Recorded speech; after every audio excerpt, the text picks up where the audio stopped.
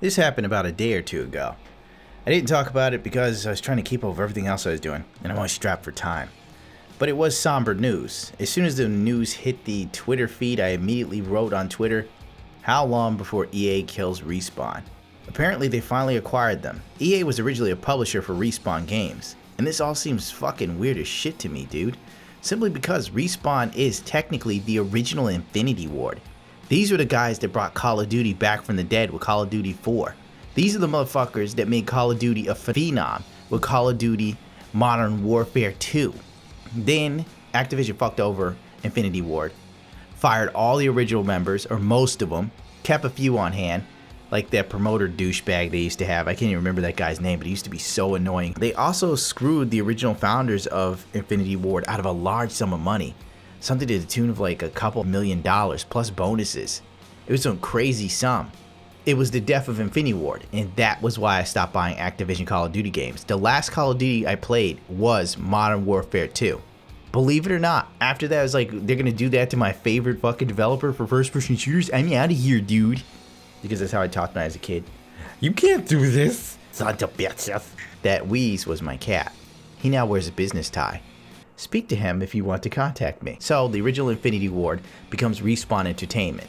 It was kind of like a rebirth, a renewal, a second chance. Boom, put in the new coin, you're back in the game. And they announced Titanfall, which honestly, when Titanfall hit, it kind of changed Call of Duty too. Because as soon as Titanfall came out with all the sliding and the wall running and the zip lines, Call of Duty started doing the same exact motherfucking shit. The first Titanfall I liked. In fact, I liked Titanfall 1 online multiplayer better than Titanfall 2. Because the fucking Titans were actually Titans. It felt like when someone called in one, you had to bust your ass to take it out. Titanfall 2, those things go down way too fucking easy. I don't like that. That's probably why I don't play the online version much anymore. It's just like, fuck this. But I will say, Titanfall 2's story was actually good. Honestly. Well, there's actually flaws in Titanfall's 2 story. Like, BT was more interesting than the guy you met that gave you BT. You know, let's face it, let's move on. So anyway, it seems strange that Respawn Entertainment would be willing to get in bed with another big conglomerate gaming company. In fact, EA is number 2 to Activision. It's kind of like, fuck, dude, I can't even think of an analogy, man. It's like going back to Activision, except this Activision just made a few billion less than the other Activision, if you know what I mean. And EA's long fucking history of destroying developers, that also doesn't make sense. I mean, I thought the guys who make Respawn were against this sort of shit. They wanted to be free and clear and do their own things and blah blah blah blah blah blah. I just don't fucking get it. It makes no sense. Jason Schreier, who works for Kotaku, has a deep and interesting sort of look as to what happened and how the situation has unfolded. Now, apparently, the first thing that happened is Nexon makes an offer for Respawn Entertainment, per documentation seen by Kotaku. EA has first right to refusal, per documentation, and can make an offer.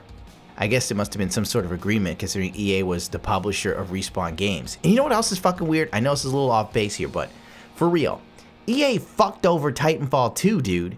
Like, they launched it literally within days of Battlefield 1, and Battlefield 1 was hyped to fucking death. You know, like, so few people gave a shit about Titanfall 2, and ironically, Titanfall 2 was the better game. I know, you might not agree with me, but I really feel that way.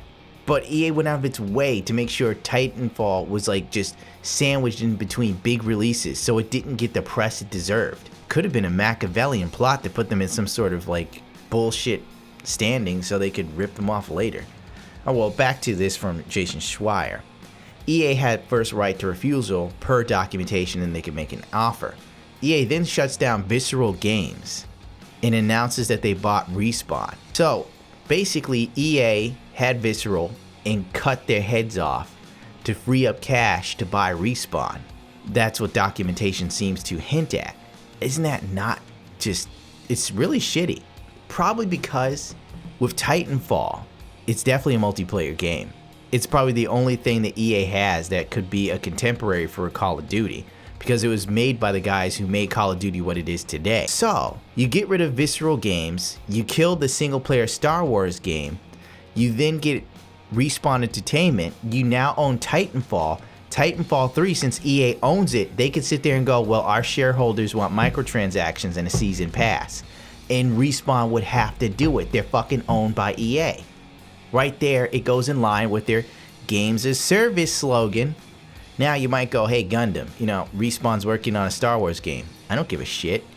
I don't even know what it is. And it's going to be partnered with EA. I mean, EA contracted them to do it before they bought them out. So you know it probably won't be anything too free-balling. And on top of it, now they own Respawn. They probably call all the fucking shots. And 2, I can't even remember what the hell 2 was, in all honesty. I'm quite tired and drowsy. God, this seems even more fucked than it originally did. And you know what the overall consensus is? Everybody knows. Respawn Entertainment is as good as dead. When you sign with EA, you're on your death knells. That's it. You're on death fucking row. We all know it. It's going to happen.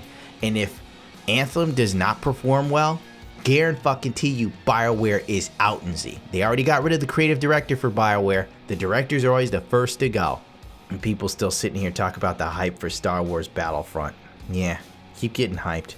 Just get hyped over a shitty ass company that does horrible things, that's killing the game industry, wringing its neck to death, destroying great developers, and shoehorning in microtransactions wherever they fucking can. I mean, really, what the fuck is this? I was looking forward to the next Titanfall.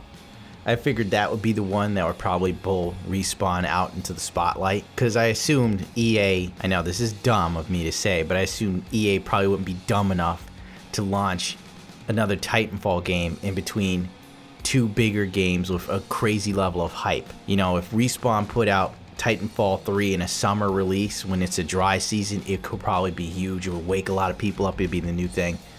But now I don't think that's going to be a possibility. I'm pretty sure the next Titanfall will be bullshit, loaded with microtransactions. And God knows, Titanfall is ripe for microtransactions. If you played the online game for Titanfall, there's so much weapon customization with colors and shit. Imagine the microtransactions they could attach to those skin colors, dude. Oh, fucking A. And modifying your character too. Get the fuck out of here. You know what? I'm out. Rate, comment, subscribe if you so choose to. If not, that's totally fine with me. In the age of apathy, I can't get anyone to give more of a shit than me. But if you do, following me only makes my voice louder in a gaming industry full of shills and sellouts and apologists and sheeple. Gundam may be the last bastion of reality. And even I don't know how much longer I can withstand this sort of shit.